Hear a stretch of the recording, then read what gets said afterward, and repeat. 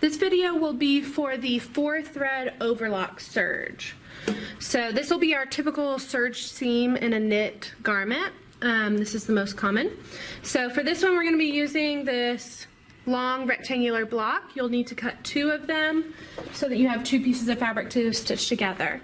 I am using a silk jersey knit, and this one is in the stretchy category, or sorry, moderate category. So I measured it on our chart, and it is a 2-way stretch because it stretches in the cross and lengthwise grain. Moderate amount of stretch. So I'm going to place those right sides together. For this sample, I want you to use a moderate stretch, just like I'm doing. So make sure you choose from the sample fabrics that you bought and find the one that is moderate. So make sure you're using your ballpoint needles on your machine and also your ballpoint pins, always on your knit. So pin those together, and then we're just going to serge the edge.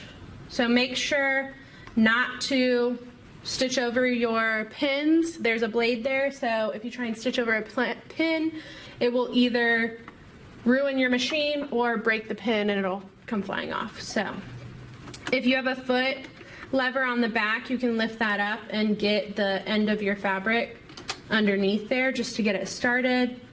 I do not want to cut anything off on the edge. My 2 fabrics wanted to shift on me.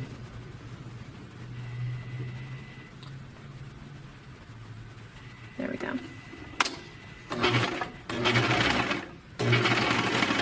And then I'm just going to serge down the edge.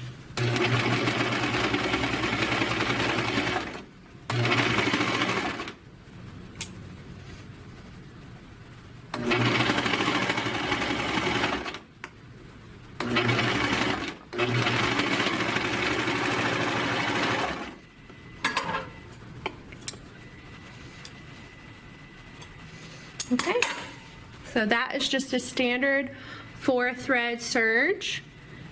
So you can see the width, it should be 3/8 inch wide, which is the full width of our knit seam allowance. So before you put this in your notebook, just bust it open.